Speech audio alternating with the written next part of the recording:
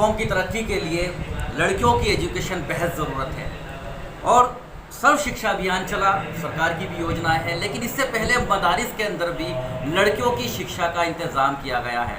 आज सीधा रुख कराएंगे पश्चिम उत्तर प्रदेश के जनपद सहारनपुर के अंदर भी लगभग 20 साल से लड़कियों का एक मदरसा चल रहा है।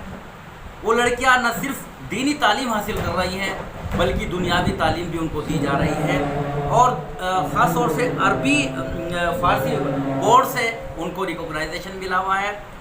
देश का मुस्तकबिल है। मैं आज सीधा रुख कराऊंगा आपका मौलाना याकूब बुलंदशहरी साहब से, जिनका ये मदरसा है, किस तरह से वो लड़कियों को शिक्षा देकर किस तरह से उनका बेहतर मुस्तकबिल बना रहे हैं। इस्तकबाल करता हूँ अपने चैनल पर।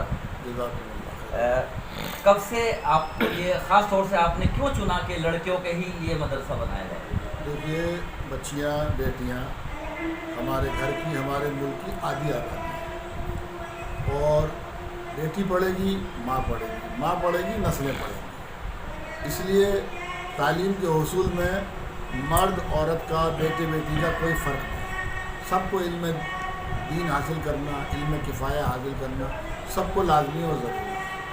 आज से 20 साल पहले हज़रत मौलाना काजी मियां इस्लाम साहब कासमी रहमतुल्लाह अलैह ने इस जामिअत तय्यबात इदारे की बुनियाद डाली थी।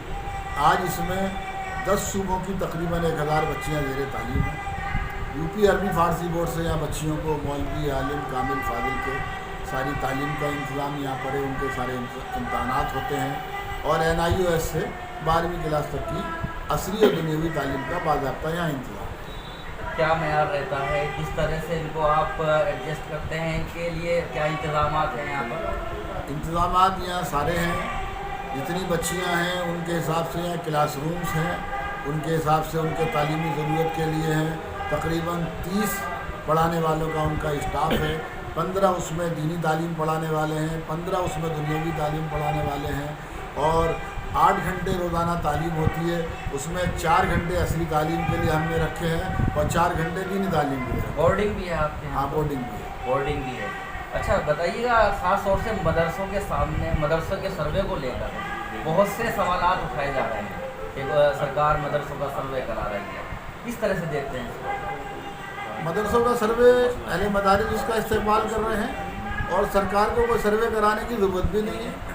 हर शहर के, हर ज़िले के मदरसों की लिस्ट वहाँ के SDM और DM के बाद पहले से मौजूद है। मदारिस में इलेक्शन बूथ लगते हैं, मदारिस में हेल्थ के बूथ लगते हैं, मदारिस में गवर्नमेंट के और आवाम के जितने भी सामाजिक प्रोग्राम हैं वो सब होते हैं। मदरसों की तमाम मदरसों की लिस्ट गांव से लेकर शहर तक, ग्राम प्रधान से लेकर DM तक सारी उनके पास पहले से मौजूद है। अभी ज़रूरत नहीं थी? कोई ज़रूरत नहीं थी। इसके साथ साथ बताइए, देश के प्रधानमंत्री का भी सपना है और ख़ास तौर से सरकार चाहती है कि एक हाथ में कुरान, एक हाथ में कंप्यूटर, एजुकेशन साइंस की दी जाए, तो इसको कितना ज़रूरी मानते? मेरे इल्म के मुताबिक प्रधानमंत्री का ये सपना एक जुमला है। प्रधानमंत्री जी पूरे मुल्क में एक मदरसा नहीं बतला सकते जो उन्होंने गोद लिया हो और उस मदरसे के तलबा और तालिबात के एक हाथ में कुरान शरीफ हो और दूसरे में कंप्यूटर और साइंस हो।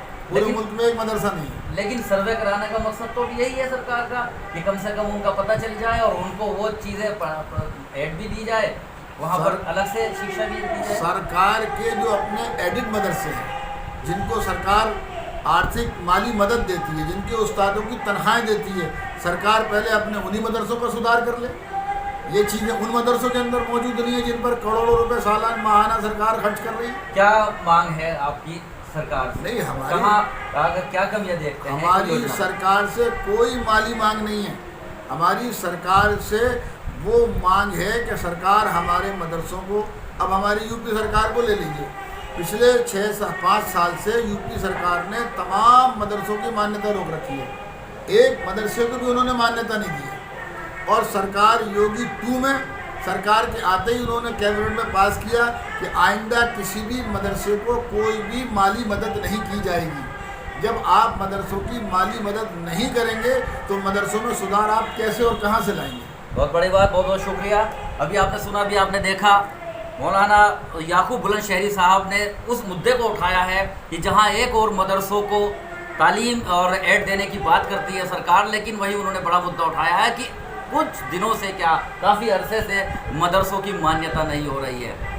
तो बहुत कहीं ना कहीं ज़रूरत इस बात की है कि शासन प्रशासन और मदारिस के बीच वो तालमेल बने जो सरकार की योजनाएं हैं, क्योंकि माइनॉरिटी कमीशन से भी दोबारा इंस्ट्रक्शन दिए जा रहे हैं कि बहुत सी ऐसी योजनाएं हैं जिनका भरपूर लाभ वो निष्पक्ष होकर निस्वार्थ तरीके से सभी को दिया जा रहा है। लेकिन यहाँ मामला उन्होंने जो मुद्दा उठाया है वो मान्यता का उठाया है कि मान्यता नहीं दी जा रही है मदरसों को। बहरहाल मान्यता मिले और इसके साथ साथ जिस प्रकार ये तालीम दी जा रही है जो दीनी मदारिस हैं और दीन के जो मदरसे हैं, उसके साथ साथ अगर वो साइंस एजुकेशन को भी अपना ले तो मैं कह सकता हूँ कि यकीनन देश की मुस्तकबिल उन लड़कियों के लिए बहुत कुछ एक अहम पहल होगी। दीन भी सीखेंगी, दुनिया भी सीखेंगी और आने वाले वक्त में वो डॉक्टर इंजीनियर भी बनकर निकलेंगी। बने रहेगा मेरे साथ आरिफ शीश मेहली, चीफ एडिटर बार और bench, news in today Lucknow, Muzaffarnagar. आपको बता दें कि विश्वविख्यात